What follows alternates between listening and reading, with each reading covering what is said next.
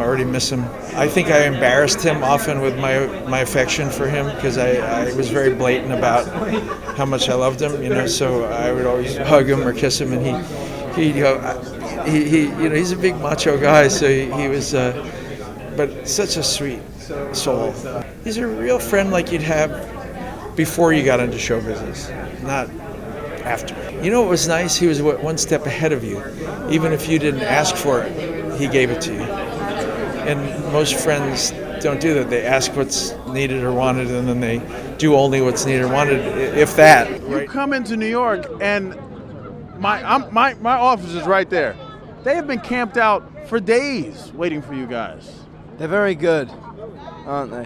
As long as they're safe, it's okay. Yeah. As long as they're safe. How does it feel? Coming out of the car, big New York premiere, and just thousands of fans outside. They're unbelievable. I mean, they're incredibly dedicated. They're so passionate, and I think someone's dropped some cake. Yeah. How crazy is that? I think they surprise us at every opportunity, and it's amazing that still happens. Yeah. I've got about 200 people inside of me. Johnny Carson, Ronald Reagan was another. Dr. Phil, Arnold Schwarzenegger, Sylvester Stallone. For the past 50 years, the man of 1,000 voices has shared the stage with the legends of showbiz: Bing Crosby, Johnny Carson, Bob Hope, Dean Martin, Bill Cosby, and countless others. a young Canadian boy from Ottawa, suddenly with all my idols.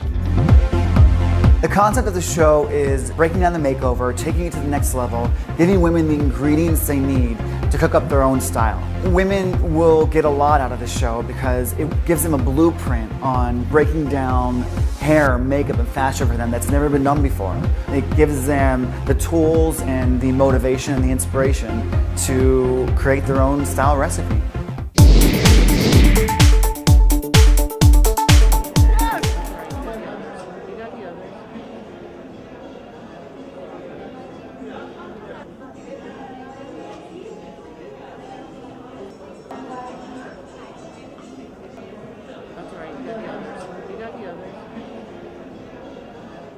You may be surprised to know that beyond our beautiful beaches and the tropical climate that brings millions of recreational tourists to our island every year, Puerto Rico also offers one of the most attractive business environments in the world.